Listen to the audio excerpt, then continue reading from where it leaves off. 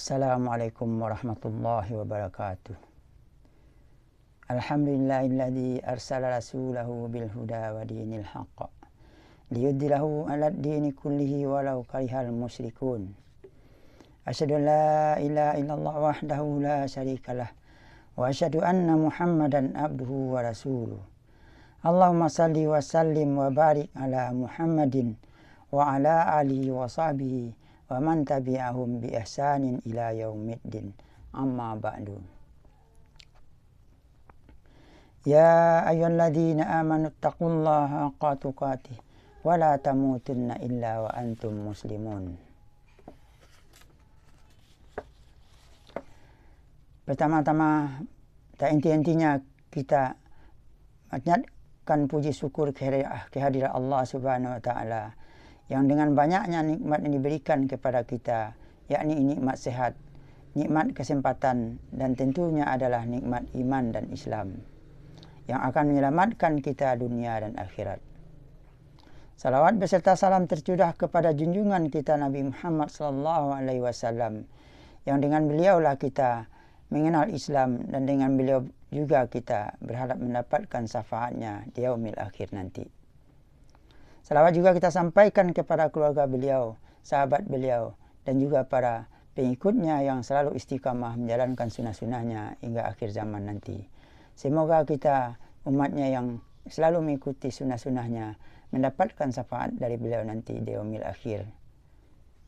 Pada kesempatan ini kita akan membacakan kembali kitab Riyadhus Shalihin, yang mana pada kesempatan ini kita akan membacakan bab terbaru, yaitu bab mengenai muraqabah. Muraqabah adalah merasa selalu diawasi oleh Allah, sehingga mengetahui bahwa apa yang dibisikkan oleh hatinya seakan-akan dia melihat Rabb-nya, dan selalu merasa Allah melihatnya dan mengetahui segala yang ada padanya, baik yang tersembunyi maupun yang nampak, lahir batin, dan tidak ada yang tersembunyi bagi Allah Subhanahu wa taala. Dalam surat Asy-Syu'ara ayat 218, Allah berfirman, "Alladzi yaraka hina taqum wa taqallubaka fis sajidin." Yang melihat kamu ketika kamu berdiri untuk salat, dan melihat pula perubahan gerak badanmu di antara orang-orang yang sujud. Kemudian Allah berfirman dalam surat Al-Hadid ayat 4, "Wa huwa ma'akum aina ma kuntum." Dan dia bersama kamu dimanapun kamu berada. Ayat ini menjelaskan bahwa apa saja yang terjadi pada ciptaannya tidak pernah luput dari pengetahuannya. Dia mengetahui yang masuk ke dalam bumi, apa yang turun dari langit seperti air hujan, dan apa yang naik ke sana seperti kebajikan dan doa manusia. Wajib diyakini bahwa Allah itu ada, dan dia bersama kita di mana saja kita berada.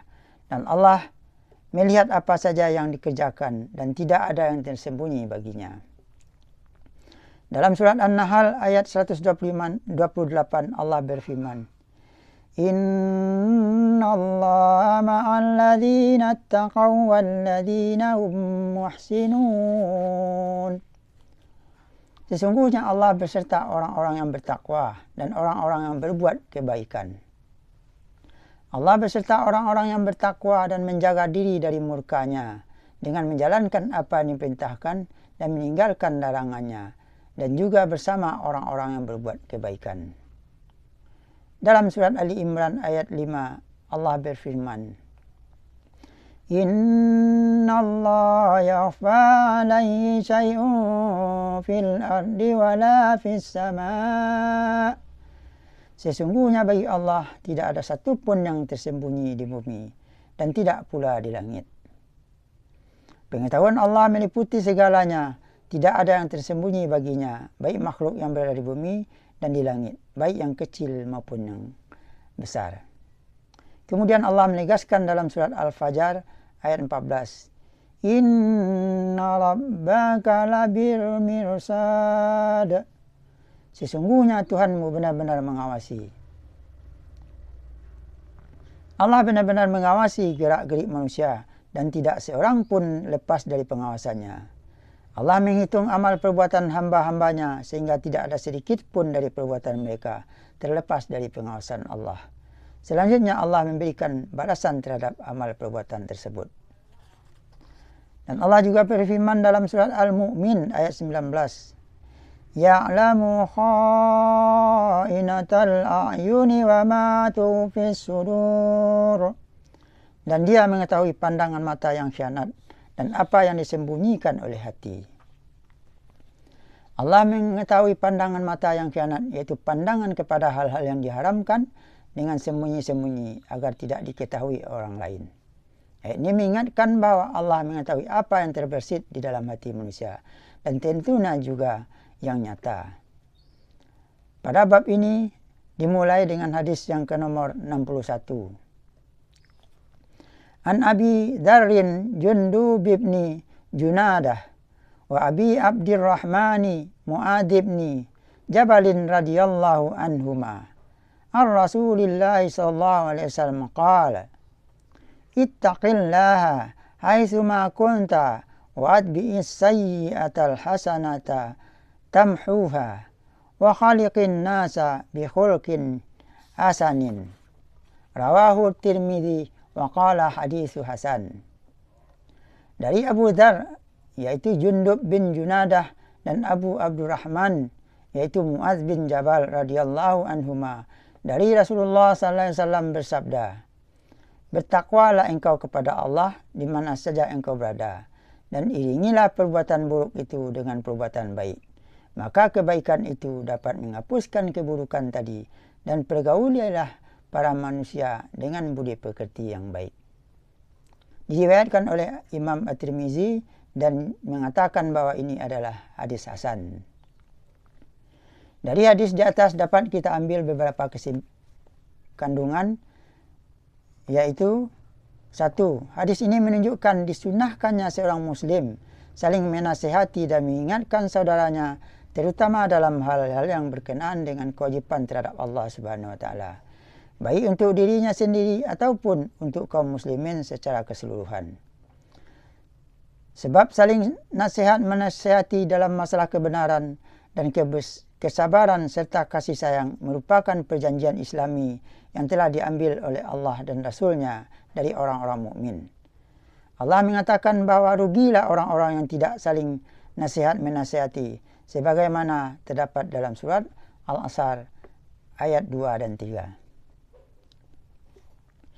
Innal insana lafi khusr illa alladhina amanu wa amilus solihati wa tawasaw bil haqqi wa tawasaw bis sabr. Sesungguhnya manusia itu benar-benar dalam kerugian, kecuali orang-orang yang beriman dan mengerjakan amal saleh dan saling menasihati supaya mentaati kebenaran dan saling menasihati supaya menetapi kesabaran. Kemudian kandungan yang kedua, diperintahkan kepada seorang hamba untuk selalu merasa di bawah pengawasan Rabb-Nya dalam segala keadaan, tempat dan waktu. Dan bentuk pengawasan itu dijelaskan dalam surat Infitar ayat 10 sampai 12. Wa inna alaikum lahafizin kiraman katibin ya'lamuna ma ta'lamun. Padahal sesungguhnya bagi kamu ada malaikat-malaikat yang mengawasi pekerjaanmu, yang mulia di sisi Allah dan mencatat pekerjaan-pekerjaan itu. Mereka mengetahui apa yang kamu kerjakan. Kemudian kandungan yang ketiga, kebaikan itu dapat menghapus keburukan, karena Allah akan bersama dengan orang-orang berbuat kebaikan atau takwa, sebagaimana dijelaskan dalam surat An-Nahl ayat 128. Innallaha ma'al ladzina taqaw wal ladzina hum muhsinun. Sesungguhnya Allah beserta orang-orang yang bertakwa dan orang-orang yang berbuat kebaikan. Kemudian kandungan yang keempat adalah di antara bentuk akhlak yang baik adalah bermuka manis dan berseri-seri, menyingkirkan gangguan, memberikan kebaikan dan memperlakukan orang lain seperti dirinya sendiri. Allah menggambarkan bahwa orang yang bermuka manis dan berseri-seri itu berada dalam rahmat Allah yang terdapat dalam surat Ali Imran ayat 107. Wa ammal ladzina bayaddat wujuhum fa fi rahmatillah hum fiha khalidun. Adapun orang-orang yang putih berseri mukanya, maka mereka berada dalam rahmat Allah dan surga. Mereka kekal di dalamnya. Yang kelima, hadis ini merupakan nasihat yang diberikan kepada Mu'adz radhiyallahu anhu untuk mendapatkan jalan dan derajat orang-orang yang mukmin, yang murni dan iman yang sempurna. Di sini ada hak-hak yang wajib bagi seorang hamba kepada Allah. Mereka harus bertakwa kepadanya dengan sebenar-benar takwa. Hak diri sendiri adalah membersihkan diri dan mensucikannya, serta hak orang lain yaitu mempergauli dan berbaur dengan mereka dengan akhlak yang baik. Untuk menyempurnakan itulah maka Rasulullah SAW memerintahkan Mu'adz untuk senantiasa bertakwa kepada Allah, baik dalam ketersembunyian maupun terang-terangan. Hadis ini menerangkan bertakwa kepada Allah, kebaikan diikutkan sesudah mengerjakan keburukan, sebagaimana dalam firman Allah surat Al-Hud ayat 114 yang berbunyi, Wa aqimus salata tarafayin nahari wa zulafam minal layl innal hasanati yudhibna as-sayyi'at dzalika dzikra lidzakirin. Dan laksanakanlah salat pada kedua ujung siang, pagi dan petang, dan pada bagian permulaan malam. Perbuatan-perbuatan baik itu menghapuskan kesalahan-kesalahan. Itulah peringatan bagi orang-orang yang selalu mengingat Allah. Inilah hadis yang disampaikan Nabi SAW untuk kita. Bagaimana kita akan selalu diawasi oleh Allah setiap saat. Dan tidak dapat kita sembunyikan apapun yang ada pada diri kita sendiri, baik yang besar ataupun kecil. Mudah-mudahan hadis ini bermanfaat bagi kita semua. Subhanakallahumma wa bihamdika asyhadu an la ilaha illa anta astaghfiruka wa atubu ilaik. Wabillahi taufiq wal hidayah. Wassalamualaikum warahmatullahi wabarakatuh.